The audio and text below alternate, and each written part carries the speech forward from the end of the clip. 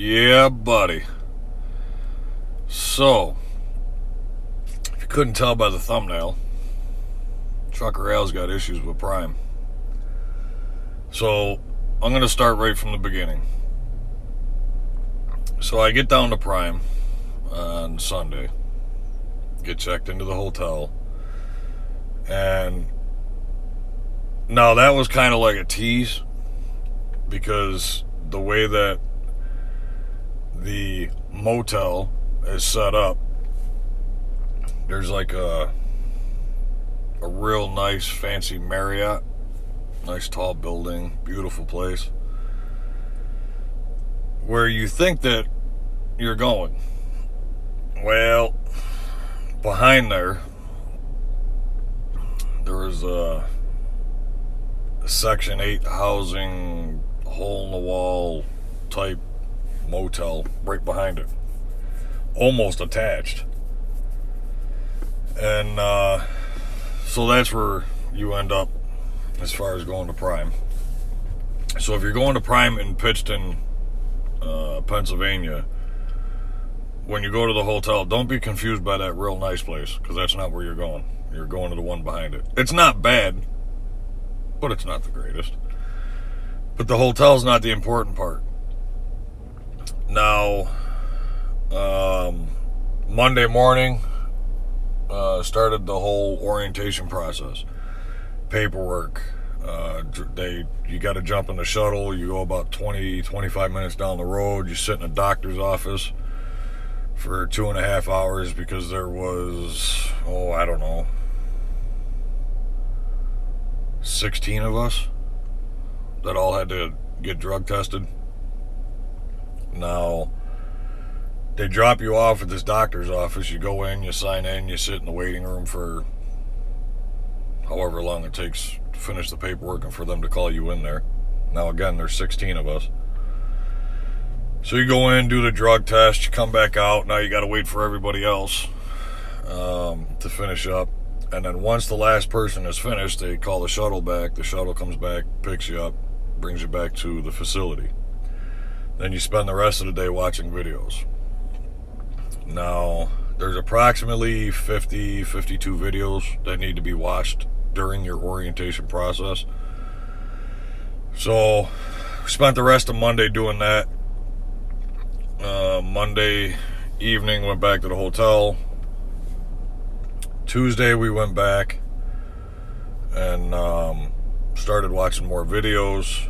And then they put you on the simulator, and you got to demonstrate that you can operate the truck on the simulator.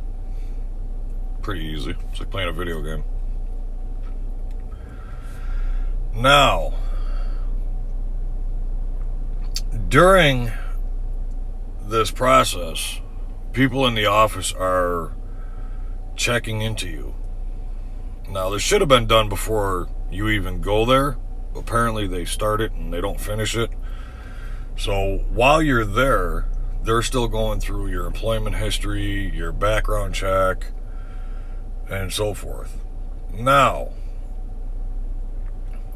that's where I'm going to stop that part of the story. Now we're going to get into something a little bit personal. 2 years ago, I left my now ex-wife, and for a reason that I'm assuming, during the however many years I was married to this psycho, I've never once laid a hand on her, never got into any major arguments or fights or anything like that. 911 has never been called. It wasn't a relationship like that. It wasn't a marriage like that. We did have our disagreements, of course. The relationship itself wasn't bad. We just lacked trust and communication, more so on her part. Now, after I left, for what I can only assume, the way that she looked at it as the only way she can hurt me was to keep my kids away from me. So legally, the only way that she was able to do that is if she went out and put an order of protection on me. Now, she went down to a courthouse and told the judge that she was in fear of her life and the life of the children, which is absurd. But, of course, that's the only way she can get what she wanted, was to, lie to a judge. So the judge handed her the order of protection. Now, with that being said, there's nothing on my background check. There's no criminal history. There's no... everything that I've ever been involved in has been sealed and is not on my record. But, according to Prime, because my ex-wife has an order of protection on me, they couldn't let me continue on. Now, I don't understand why that is. I think, honestly, that was their excuse. So, I ended up getting booted in the ass, I guess, for lack of better terms. Now, I come back home. Of course, first thing I'm doing is calling around. With my experience, it's not going to be hard for me to find a job. And the thought had went through my head to possibly go back to CR England. My next video will explain why that's not happening. But I started calling around to other places, and thankfully, a good friend of mine, Trucker Will, go check him out. This guy's got more knowledge than I know what to do with. But he started giving me ideas and giving me, different places to check out. So I spent all day yesterday. Yesterday was... what the hell's today? Yesterday was Wednesday. So I spent all day yesterday calling around different places, filling out applications. I've got it narrowed down to 3 different places, all of which I can go to. It's already accepted. Applications have already been done. So I just got to figure out which one I want to go to. Now, I have found that because I am a New York resident, that a lot of companies will not or cannot lease to a New York resident for law purposes. Something to do with insurance or, I don't know, some bull crap. But a lot of companies will not lease to a New York resident. I started wondering, because it made absolutely no sense what Prime did, as far as, telling me that they couldn't put me into a truck because of an order of protection. The hell's the order of protection got to do with anything? But it is what it is. I'm not going to argue with them. So that's that. That's the update as far as Prime goes.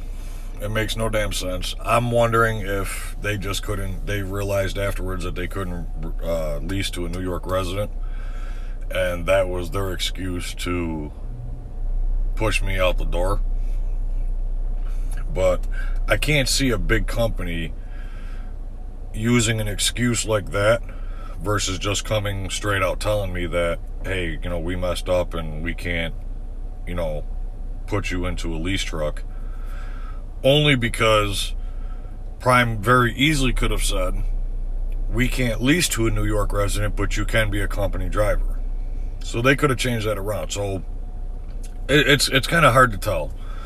But the excuse that they used was because of an order of protection. That is on me. Now, the order of protection expires in April of next year. And she says, well, you can, reapply next April. That ain't happening. So, Trucker Al is waiting on a bunch of phone calls this morning. Like I said, I've got it narrowed down to 3. And today's going to be the day I pick them. And then hopefully, now 2 of the places, they're based out of somewhere in Kansas. Omaha, one's in Omaha, Nebraska.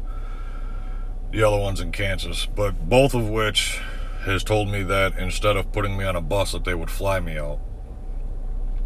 That makes me feel a lot better. Because I'll be damned if I'm spending 30 hours on a freaking bus. Ain't happening. So, that is the update. Like I said, today's going to be the day I pick whichever company I'm going to go to and lease onto. And I'll let you guys know. I'll see you soon.